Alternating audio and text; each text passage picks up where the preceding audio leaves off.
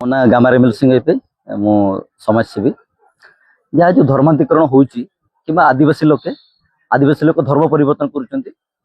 ଯାହା ମୋର ଦୃଷ୍ଟିକୋଣରେ କିମ୍ବା ମୁଁ ଯାହା ଅନୁଭବ କରିଛି, ମୁଁ ଦେଖିଛି ଯେ ଗ୍ରାମାଞ୍ଚଳରେ ଆଦିବାସୀ ଲୋକମାନେ ବେଶୀ ଧର୍ମାନ୍ତରୀକରଣ ହଉଛନ୍ତି। ଯେ ଆମେ ଖ୍ରୀଷ୍ଟାନ ଧର୍ମ କହୁଛନ୍ତି, ଖ୍ରୀଷ୍ଟ ଧର୍ମ କହୁଛନ୍ତି। ଅନେକ ସମୟରେ ଏଇ ପ୍ରସଙ୍ଗକୁ ନେଇକି ଗଣମାଧ୍ୟମରେ ଅନେକ ପ୍ରକାର କଥା କୁହାଯାଏ ଏବଂ ଅନେକ ପ୍ରକାର କଥା ମଧ୍ୟ ଲେଖାଯାଏ। କିନ୍ତୁ ଆମେମାନେ ପ୍ରସଙ୍ଗକୁ ବୁଝିବା, ଗୋଟେ ଗରିବ ଲୋକଟେ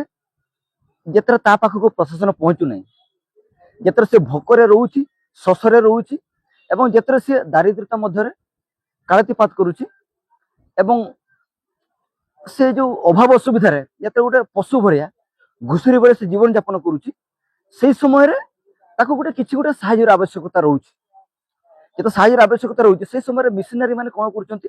ସେମାନେ ଆଦିବାସୀ ଅଞ୍ଚଳକୁ ଯାଇକି ସେଇ ଜାଗାରେ ସେମାନେ ଶିକ୍ଷାନୁଷ୍ଠାନ ଗୁଡାକ ସେମାନେ ସେଠାରେ ସ୍ଥାପନ କରିଛନ୍ତି ଏବଂ ସେଠିକାର ଯୋଉ ଅବହେଳିତ ନିଷ୍ପେଷିତ ଆଦିବାସୀ ଲୋକମାନଙ୍କୁ ସେମାନେ ସେଠି ମାଗଣା ଶିକ୍ଷା ଦଉଛନ୍ତି ଏବଂ ସେମାନଙ୍କୁ ମାଗଣା ଖାଦ୍ୟ ଦଉଛନ୍ତି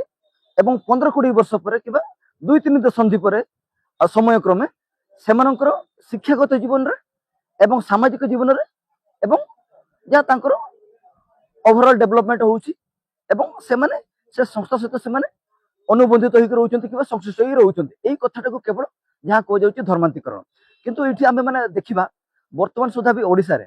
ଯେତିକି ଡେଭଲପମେଣ୍ଟ ହେଇଛି, କେବଳ ଓଡ଼ିଶା ନୁହଁ, ଭାରତରେ ମଧ୍ୟ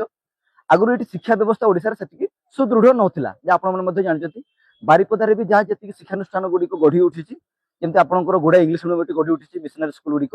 ସେଗୁଡ଼ିକ ଏ ସହରରେ ଗଢ଼ି ଉଠିବା ପରେ ଏଠିକାର ଯେମିତି ଆପଣ ଦେଖିବେ, ଏଠିକାର ଜିଲ୍ଲାପାଳ କିମ୍ବା ତହସିଲଦାର, ଉପଜିଲ୍ଲାପାଳ କିମ୍ବା ଯୋଉ ଜୁଡିସିଆଲ ମାଜିଷ୍ଟ୍ରେଟ କିମ୍ବା ଆପଣଙ୍କର ଇଭେନ୍ ଏମଏଲଏ ଏମପି, ସେମାନଙ୍କର ପିଲାମାନେ ସମସ୍ତେ ସେ ସ୍କୁଲରେ ପାଠ ପଢନ୍ତି। ସେମାନଙ୍କର ପିଲାମାନେ ଯେତେ ସେଇଠି ପାଠ ପଢୁଛନ୍ତି, ସେମାନେ ପାଠ ପଢିବାର ସ୍କୋପ ପାଉଛନ୍ତି, ସେଇ ସମୟରେ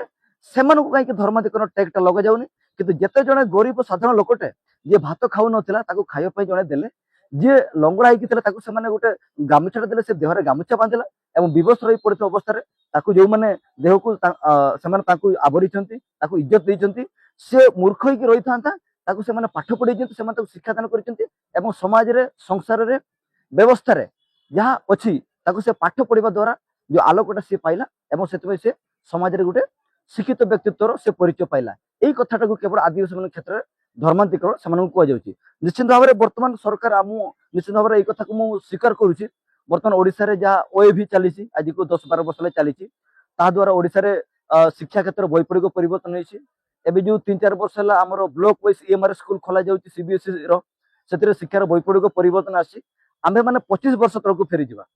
30 ବର୍ଷ ପଛକୁ ଫେରିଯିବା। ସେଇ ସମୟରେ କଣ ସରକାରଙ୍କର ଏଇ ଯୋଉ ଇଏମଆର ସ୍କୁଲ ଥିଲା, ଓଏଭି ସ୍କୁଲ ଥିଲା କିମ୍ବା ଫ୍ରି ହଷ୍ଟେଲ ଗୋଟେ ଥିଲା? ସେଇ ସମୟରେ ଯୋଉ ଆଦିବାସୀ ମାନେ ସେ ବିଦ୍ୟା ମାନଙ୍କର ପାଠ ପଢିକି ଆଜି ସେମାନେ ପାଠ ପଢିକି ସେମାନେ ଗୋଟେ ପ୍ରାଇମେରୀ ଟିଚରଟା ହେଇଛନ୍ତି କିମ୍ବା ହାଇସ୍କୁଲ ଟିଚରଟା ହେଇଛନ୍ତି, ସେମାନେ ପାଠ ପଢିବାର ସ୍କୋପଟା ପାଇଛନ୍ତି। ତେଣୁ ସେଇ ଜିନିଷ ଗୁଡାକୁ ଧର୍ମାନ୍ତରୀକରଣ କୁହାଯାଉଛି। ବର୍ତ୍ତମାନ ଆପଣଙ୍କର ଯେତେ ମିଶନାରୀ ମାନେ ସେମାନେ ଯେତେ ବେସଟାକୁ ବନେଇ ସାରିଲେ, ବର୍ତ୍ତମାନ କ୍ଷେତ୍ରରେ ତାକୁ ଧର୍ମାନ୍ତରୀକରଣର ରୂପ ଦିଆଯାଉଛି। ଆପଣମାନେ ଦେଖିଛନ୍ତି ଯୋଉ ବାରିପଦାରେ ଆପଣଙ୍କର ଅଛି ଯୋଉ ଚିକିତ୍ସାଳୟ, କୁଷ୍ଠ ଚିକିତ୍ସାଳୟ, ସେଇ ସମୟରେ ଓଡ଼ିଶାରେ କୁଷ୍ଠ ରୋଗୀ ମାନଙ୍କ ନିମନ୍ତେ ଚିକିତ୍ସା କେନ୍ଦ୍ର ହିଁ ନଥିଲା। ଯଦି ମିଶନାରୀ ମାନେ ଆଜି ଆସିକି ଆମ ପାଇଁ ସେମାନେ ଗୋଟେ ଚିକିତ୍ସାଳୟ କଲେ, ଆଜି ମୁଁ କୁଷ୍ଠ ରୋଗରେ ପଡିବି, କାଲି ଆପଣ କୁଷ୍ଠ ରୋଗରେ ପଡିବେ, ଆମେ ସମସ୍ତେ ଯଦି ଚିକିତ୍ସିତ ହବୁ ଏବଂ ଚିକିତ୍ସା ପାଇକି ଆମେ ବଞ୍ଚିବୁ ଏବଂ ଆମେ ବଞ୍ଚିଲେ ଆମକୁ ଖ୍ରୀଷ୍ଟିଆନ ବୋଲି କୁହାଯିବ, ଆମେ ଧର୍ମାନ୍ତରୀକରଣ ହେଇଛୁ ବୋଲି ଆମକୁ କୁହାଯିବ। ତାମାନେ ଯଦି ଆମେ ମରିଯିବୁ, ତାମାନେ ସେଇ କଥାରେ ସେମାନେ ଖୁସି ବ୍ୟକ୍ତ କରିବେ। ପ୍ରସଙ୍ଗ ହଉଛି ଏଇଟା, ହଉଛି ତାର ମଞ୍ଜି କଥା। ତେଣୁ ଇଏ ଗୋଟେ କଥା ଏବଂ ଆଉ ଗୋଟେ କଥା ମୁଁ ଆଡ୍ କରତେ ଚାହିଁବି, ଧର୍ମାନ୍ତରୀକରଣ ଉପରେ ଯୋଉ ପ୍ରସଙ୍ଗ ହଉଛି, ଆପଣମାନେ ଦେଖିବେ ବାରିପଦା ସହର ଉପରେ, ବାରିପଦା ଟାଉନ ଉପରେ କିମ୍ବା ବାଲେଶ୍ୱର ଟାଉନ ଉପରେ କିମ୍ବା ରାଜଧାନୀ ଉପରେ ଆପଣ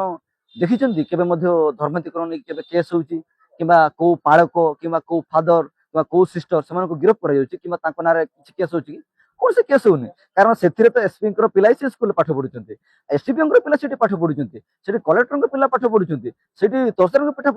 ପିଲା ପାଠ ପଢୁଛନ୍ତି, ଆଇଏସି ପିଲା ପାଠ ପଢୁଛନ୍ତି। ସେଇ ଜାଗାରେ ସେଇଟା ଆପଣଙ୍କର ମିଶ୍ର ମାନଙ୍କୁ କେହି ହଇରାଣ କରନ୍ତିନି କିମ୍ବା ତାଙ୍କ ନାଁରେ ଏଫଆଇଆର କରାଯାଏନି ଯେ ଏମାନେ ଲୋକଙ୍କୁ କରାଯାଉନି, ଏମାନେ ଲୋକଙ୍କୁ ଧର୍ମାନ୍ତରୀକରଣ କରୁଛନ୍ତି ବୋଲି। କିନ୍ତୁ ଯେତେବେଳେ ସେଇ ଆଇଆଇସି ଯେ ବାରିପଦା ଟାଉନରେ ଚାକିରି କରୁଥିବ, ସେ ଯଦି ଠାକୁରମୁଡାକୁ ଯିବେ, ସେ ଯଦି ଯଶୀପୁରକୁ ଯିବେ, ସେ ଯଦି କରଞ୍ଜିଆକୁ ଯିବେ, ସମାନ ସେଇ ତହସିଲଦାର ଯଦି ସେ ସ୍ଥାନ ଗୁଡିକୁ ଯିବେ କିମ୍ବା ସମାନ ସେଇ ତହସିଲଦାର ସେଇ ସ୍ଥାନ ମାନଙ୍କୁ ଯିବେ, ସେଇ ସମୟରେ ସିଏ ଯୋଉ ମିଶନାରୀ ମାନଙ୍କର ଯୋଉ ଅଛନ୍ତି ତାଙ୍କର ଯୋଉ କର୍ମକର୍ତ୍ତା, ଏମିତିକି ଯୋଉଟା ତାଙ୍କର ଯୋଉ ଫାଦର କୁହାଯାଉ, ପ୍ରିଷ୍ଟ କୁହାଯାଉଛି, ସେବା ଭଗିନୀ ସିଷ୍ଟର କୁହାଯାଉଛି, ତାଙ୍କର ପାଳକ କୁହାଯାଉଛି, ସେଇଠି ତାଙ୍କ ନାଁରେ ଯୋଉ ଆମର ଯୋଉଟା କନଭର୍ସନ ଆକ୍ଟରେ ତାଙ୍କ ନାଁରେ କେସ୍ କରି ସେମାନେ ବାନ୍ଧିକି ରହୁଛନ୍ତି। ତେଣୁ ଇଏ ହଉଛି ନିଶ୍ଚିନ୍ତ ଭାବରେ ମାନେ ଆମ୍ଭେ ମାନେ ଯାହା ଆମେ ସରକାର କହିଲେ ବି ପ୍ରଶାସନକୁ ବୁଝାଉଛି ତାଙ୍କ କାହିଁକି ନା ସରକାରଙ୍କର ଯୋଉ ରହିଛନ୍ତି ମେନ୍ ପାୱାର ହଉଛନ୍ତି ପ୍ରଶାସନ। ତେଣୁ ପ୍ରଶାସନ ଯଦି ଯେତେ ଗ୍ରାସ ରୁଟ୍ ରେ ଯେତେ ତୃଣମୂଳ ସ୍ତରରେ ଯୋଉ ଯୋଜନା ଗୁଡ଼ିକ ସରକାର ଯୋଜନା ଗୁଡ଼ିକ ସଠିକ ଭାବରେ କାର୍ଯ୍ୟ କରି ଲୋକଙ୍କୁ ସଶକ୍ତିକରଣ କରିବ ଏବଂ ଲୋକଙ୍କର ଜୀବନ ମାନର ଯୋଉ ଉନ୍ନତି ଅଣାଯାଇ ପାରିବ ତେବେ ଟୋଟାଲ ଓଡିଶା କଣ ଭାରତରେ ଧର୍ମାନ୍ତରୀକରଣ ବନ୍ଦ ରହିବ ଏହା ମୋର ମତ। ଆଇନରେ ରହିଛି ଯେ ଧର୍ମ ପରିବର୍ତ୍ତନ ହେଲା ପରେ ଆଇନ ଅନୁସାରେ କାର୍ଯ୍ୟ କାଗଜପତ୍ରରେ ହିନ୍ଦୁ ରହୁଛନ୍ତି କିନ୍ତୁ ଏମିତି ସ୍ପେଶାଲି ଯୋଉ ଟ୍ରାଇବାଲ ମାନଙ୍କ କେସରେ ଯୋଉଟା ଧର୍ମାନ୍ତରୀକରଣ କେସରେ ଟ୍ରାଇବାଲ ମାନଙ୍କୁ ବର୍ତ୍ତମାନ ଯୋଉଟା ସେମାନେ ଯୋଉ ଧର୍ମ କୋଡ ଯାହା ସେମାନେ ଡିମାଣ୍ଡ କରୁଛନ୍ତି ଏ ପ୍ରସଙ୍ଗଟି ଗୁରୁତ୍ୱପୂର୍ଣ୍ଣ ଆପଣ ମଧ୍ୟ ଧ୍ୟାନ ଦେବେ। ଆଦିବାସୀ ମାନଙ୍କୁ ବର୍ତ୍ତମାନ ପର୍ଯ୍ୟନ୍ତ ଭାରତର ଧର୍ମ କୋଡ ଦିଆଯାଇନି। ଯୋଉଦିନ ଆଦିବାସୀ ମାନଙ୍କୁ ସ୍ପେସିଫିକ ଭାବେ ଧର୍ମ କୋଡ ଦିଆଯିବ କିଛି ସେମାନେ ସାରନା ବୋଲି ସେମାନେ ଡିମାଣ୍ଡ କରୁଛନ୍ତି ଆପଣ ମାନେ ଶୁଣିଥିବେ ଯେ ଆଦିବାସୀ ମାନେ ଡିମାଣ୍ଡ କରୁଛନ୍ତି ସେମାନଙ୍କୁ ସାରନା ଧର୍ମ କୋଡ ଦିଆଯାଉ ସେମାନଙ୍କୁ ଦିଆଯାଇନି। ଯୋଉଦିନ ସେମାନଙ୍କୁ ସାରନା ଧର୍ମ କୋଡ ଦିଆଯିବ ତାପରେ ଧର୍ମାନ୍ତରୀକରଣ ବିରୋଧୀ ସରକାର ତାକୁ ଏଇଠି ଆପଣଙ୍କର ଧର୍ମାନ୍ତରୀକରଣକୁ ବେଆଇନ ବୋଲି କୁହନ୍ତୁ ଆଉ ଯେ ପର୍ଯ୍ୟନ୍ତ ଆପଣ ଧର୍ମ କୋଡ ଦେଇନାହାନ୍ତି ସେ ପର୍ଯ୍ୟନ୍ତ ଯେ ଧର୍ମାନ୍ତରୀକରଣ ପ୍ରକ୍ରିୟାଟାକୁ ଆପଣ ବେଆଇନ ବୋଲି କହିପାରିବେନି। ଏଇଟା ମୋର ବହୁତ ବଡ କଥା ମୁଁ କହୁଛି କାହିଁକି ଆପଣ ମାନେ ବି ଦେଖିବେ କୋର୍ଟରେ ଆଦିବାସୀ ମାନଙ୍କର ସ୍ପେସିଫିକ ସେମିତି କୌଣସି ପ୍ରୋଭିଜନ ନାହିଁ ସେମାନଙ୍କର ଡାଇଭର୍ସ ହବ ସେ ଆପଣଙ୍କର ତାଙ୍କ କ୍ଷେତ୍ରରେ ପୋଲିଗାମୀ ମାନେ ଆପ୍ଲିକେବୁଲ ସେ 10ଟା 20ଟା ବାହା ହବ କିନ୍ତୁ ତାଙ୍କ ଉପରେ ମେଣ୍ଟେନାନ୍ସ ବି ତାଙ୍କ ଉପରେ ଆପ୍ଲିକେବୁଲ ନୁହେଁ ସେ ତା ସ୍ତ୍ରୀକୁ ସେ ମେଣ୍ଟେନାନ୍ସ ଦବନି ଆପଣଙ୍କର କୋର୍ଟରେ ପ୍ରାକ୍ଟିସ କରୁଛି ମୁଁ ଜାଣିଛି ଟ୍ରାଇବାଲ ମାନଙ୍କ କ୍ଷେତ୍ରରେ ନା ତାଙ୍କର ଡିଭୋର୍ସ ଅଛି ନା ସେମାନେ ମେଣ୍ଟେନାନ୍ସ ବି ଦେବେ। ତେଣୁ ଯୋଉଦିନ ସରକାର ଟ୍ରାଇବାଲ ମାନଙ୍କୁ ଧର୍ମ କୋଡ ଦେବେ ରିଲିଜିଅନ କୋଡ ସାରନା ଦିଅନ୍ତୁ କି ଯାହା ବି ଡିମାଣ୍ଡ ସେମାନେ ଦଉଛନ୍ତି ସେଇଦିନ ପାଖରୁ ଭାରତର ଧର୍ମାନ୍ତରୀକରଣକୁ କିମ୍ବା ଓଡିଶାର ଧର୍ମାନ୍ତରୀକରଣକୁ ବେଆଇନ ବୋଲି ଦର୍ଶାଯାଉ ତା ଆଗରୁ ନ ଦର୍ଶାଯାଉ। କାଗଜପତ୍ରରେ ହିନ୍ଦୁ ରହୁଛନ୍ତି କିନ୍ତୁ ଧର୍ମ ପରିବର୍ତ୍ତନ ହେଇଯାଉଛି କହୁଛନ୍ତି ମୁଁ ଖ୍ରୀଷ୍ଟିଆନ କିନ୍ତୁ କାଗଜପତ୍ରରେ ହିନ୍ଦୁ ରହୁଛନ୍ତି କାରଣ କାଗଜପତ୍ର ବି ପରିବର୍ତ୍ତନ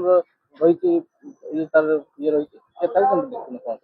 ଯୋଉଟା ଆପଣଙ୍କର କାଗଜ ପତ୍ରରେ ଯୋଉଟା ଆପଣଙ୍କର କାଷ୍ଟରେ କିମ୍ବା ଆମେ ଯୋଉଠି ବାହାର କରୁଛୁ ଧର୍ମଟା ସେଠି ଯୋଉ କାଷ୍ଟ କି ରେସିଡେଣ୍ଟରେ ମେନସନ ରହୁଛି ଧର୍ମ ହିନ୍ଦୁ ବୋଲି ଦେଖୁ ଆଦିବାସୀ ମାନଙ୍କୁ ଯେହେତୁ ଧର୍ମ କୋଡ ଦିଆଯାଇ ନାହିଁ ଏବଂ ଏହାକୁ ଆମର ଯୋଉଟା ହିନ୍ଦୁଇଜମ କିମ୍ବା ହିନ୍ଦୁତ୍ୱ ରାଷ୍ଟ୍ର କୁହାଯାଉଛି କିମ୍ବା ଆମ ସମସ୍ତଙ୍କୁ ଆମେ ଇଏ ଆମର ହିନ୍ଦୁସ୍ତାନ ବୋଲି ଆମେ କହୁଛନ୍ତି। ତେଣୁ ସେ ଯୋଉ ଯାହା ରହିଛି ସେ ଅନୁସାରେ ଆଦିବାସୀ ମାନଙ୍କୁ ମଧ୍ୟ ସେଇ ପ୍ରକ୍ରିୟାରେ କିମ୍ବା ତାହା ସେଥିରେ ସେମାନଙ୍କୁ ହିନ୍ଦୁ ବୋଲି ଲେଖାଯାଉଛି କିନ୍ତୁ ଆଦିବାସୀ ମାନେ ନା ହିନ୍ଦୁ ନା ସେମାନେ ନା ଖ୍ରୀଷ୍ଟିଆନ ନା ସେମାନେ ନା ଜୈନ ନା ସେମାନେ ବୈଧ ଜଣେ ଆଦିବାସୀ ସେ ଆପଣଙ୍କର ମନ ଭିତରେ ଯଦି ସେ ଆପଣଙ୍କର ସ୍ୱଇଚ୍ଛାରେ ଆପଣ ମନ ଭିତରେ ଖ୍ରୀଷ୍ଟଙ୍କୁ ଆପଣ ପୂଜା କରିବେ ଖ୍ରୀଷ୍ଟଙ୍କୁ ଆପଣଙ୍କୁ ମନେ ପକେଇବେ ଆପଣ କିମ୍ବା କୌଣସି ଦେବାଦେବୀଙ୍କୁ ଆପଣ ମନ ଭିତରେ ଆପଣ ମନେ ପକେଇବେ ତାମାନେ କଣ ଆପଣଙ୍କୁ ଜଣେ ଖ୍ରୀଷ୍ଟିଆନ କହିଦେବ ଆପଣ ବର୍ତ୍ତମାନ ମନ ଭିତରେ ଆପଣଙ୍କ ଆବଶ୍ୟକତା ଅନୁସାରେ ଭଗବାନ ମତେ ରକ୍ଷା କରନ୍ତୁ ପ୍ରଭୁ ମତେ ରକ୍ଷା କରନ୍ତୁ ଆପଣ କହିଲେ ବୋଲି କଣ ଆପଣ ହିନ୍ଦୁରୁ ମୁସଲିମ ହେଇଯିବେ କିମ୍ବା ହିନ୍ଦୁରୁ ଖ୍ରୀଷ୍ଟିଆନ ହେଇଯିବେ ଇଏ ସମ୍ପୂର୍ଣ୍ଣ ଭାବରେ ଇଏ ହେଉଛି ବ୍ୟକ୍ତିଗତ ବେପାର ଏବଂ ଭାରତରେ ଧର୍ମକୁ ନେଇକି କୌଣସି ଏମିତି ପ୍ରସଙ୍ଗକୁ ମଧ୍ୟ ନ ବାହାର କରାଯାଉ କିମ୍ବା ଏ ସମ୍ପର୍କରେ ମଧ୍ୟ ଯାହା ସରକାର ବି ଯାହା ଯୋଉ ଅପ୍ରାସଙ୍ଗିକ ଜିନିଷ ଉପରେ ମନୋନିବେଶ କରୁଛନ୍ତି ଏ ସମ୍ପର୍କରେ ମନୋନିବେଶ କରି କେମିତି ସମସ୍ତଙ୍କୁ ଯେମିତି ସାମାଜିକ ନ୍ୟାୟ ଦିଆଯାଇପାରିବ ପ୍ରତ୍ୟେକ ପରିବାରଙ୍କୁ ପ୍ରଧାନମନ୍ତ୍ରୀ ଆବାସ ଦିଆଯାଉ ପ୍ରତ୍ୟେକଙ୍କୁ ରେସନ କାର୍ଡ ଦିଆଯାଉ ପ୍ରତ୍ୟେକ ଗାଁ ରାସ୍ତା ତିଆରି କରାଯାଉ ବର୍ତ୍ତମାନ ଯେତିକି ବି ଧର୍ମାନ୍ତରୀକରଣ ଇସ୍ୟୁ ଆସୁଛି ଲୋକ ଖାଇତେ ପାଉନାହାନ୍ତି ଅନେକ ଲୋକଙ୍କୁ ରେସନ କାର୍ଡ ଦିଆଯାଏନି ଯୋଉଟା ଖାଦ୍ୟ ସୁରକ୍ଷା 2014 ସେମାନଙ୍କୁ କାର୍ଡ ଦିଆଯାଏନି ବହୁତ ଲୋକ ଆପଣଙ୍କର ଯୋଉ ପ୍ରଧାନମନ୍ତ୍ରୀ ଆବାସ ଯୋଜନା ଘର ପାଇନାହାନ୍ତି ସେ ଲୋକ ମାନେ ହେଲ୍ପଲେସ୍ ବାସରେ ହେଇକି ଅଛନ୍ତି ଆଉ ସେ ଲୋକ ରହିବେ କୋଉଠି ଜଣେ ଯଦି ତାଙ୍କୁ ଥଇଥାନ କରିବ ତାଙ୍କୁ ସାହାଯ୍ୟଟା କରିବ ସେ ତାପରେ ଆପଣଙ୍କର 2 ମୁଠା ଖାଇବା ପାଇଁ ଯୋଉ ଯେତେ ଲୋକଟି ଯାଉଛି ତାକୁ ଧର୍ମାନ୍ତରୀକରଣ କୁହାଯାଉଛି। ଆପଣ ମାନେ ଯୋଉଟା କହୁଛନ୍ତି ଯେ ଆଉ ଗୋଟେ କଥା ରହୁଛି ଯେ ମାନେ ଚର୍ଚ୍ଚ ଏଷ୍ଟାବ୍ଲିଶମେଣ୍ଟ କରିବାରେ ଯେଟା ସମ୍ପୂର୍ଣ୍ଣ ଭାବେ ବେଆଇନ ଯଦି ସେମାନେ ଚର୍ଚ୍ଚ ଏଷ୍ଟାବ୍ଲିଶମେଣ୍ଟ କରୁଛନ୍ତି ଜାଗା ସେମାନଙ୍କୁ କିଏ ଦଉଛି ସରକାର ଦଉଛନ୍ତି ଯୋଉଠି ଚର୍ଚ୍ଚ ନିର୍ମାଣ ସେମାନଙ୍କୁ ଜାଗା କିଏ ଦଉଛନ୍ତି ରାଜ୍ୟ ସରକାର ତାଙ୍କୁ ଜାଗା ଦଉଛନ୍ତି ତେବେ ଯାହା ରହିଛି ସରକାରଙ୍କ ଆଡୁ ରହିଛି ତେଣୁ ଧର୍ମାନ୍ତରୀକରଣ ଗୋଟେ ଇଏ ଅପ୍ରାସଙ୍ଗିକ ପ୍ରସଙ୍ଗ ଏବଂ ଏଇ ପ୍ରସଙ୍ଗକୁ ନେଇକି ଯାହା ନିଶ୍ଚିତ ଭାବରେ ଆଦିବାସୀ ମାନେ ଯୋଉ ଧର୍ମାନ୍ତରୀକରଣ ହଉଛନ୍ତି କିମ୍ବା ଆପଣଙ୍କ ଆଦିବାସୀ ମାନଙ୍କୁ ବଳପୂର୍ବକ ଧର୍ମାନ୍ତରୀକରଣ କରାଯାଉଛି ଇଏ ସମ୍ପୂର୍ଣ୍ଣ ଅପ୍ରାସଙ୍ଗିକ ଜିନିଷକୁ ଏ ପ୍ରସଙ୍ଗରେ ସରକାର ମଧ୍ୟ ମନୋନିବେଶ ନ କରି କେମିତି ଆପଣଙ୍କର ଯୋଉ ସାମାଜିକ ସୁରକ୍ଷା ଯାହା ବି ଯୋଜନା ରହିଛି ସେ ସମସ୍ତ ଯୋଜନାକୁ ଯଦି ସଠିକ ଭାବରେ କାର୍ଯ୍ୟକାରୀ କରାଯାଇପାରିବ ନିଶ୍ଚିତ ଭାବରେ এই সমস্যা সমাধান হবে। ধন্যবাদ।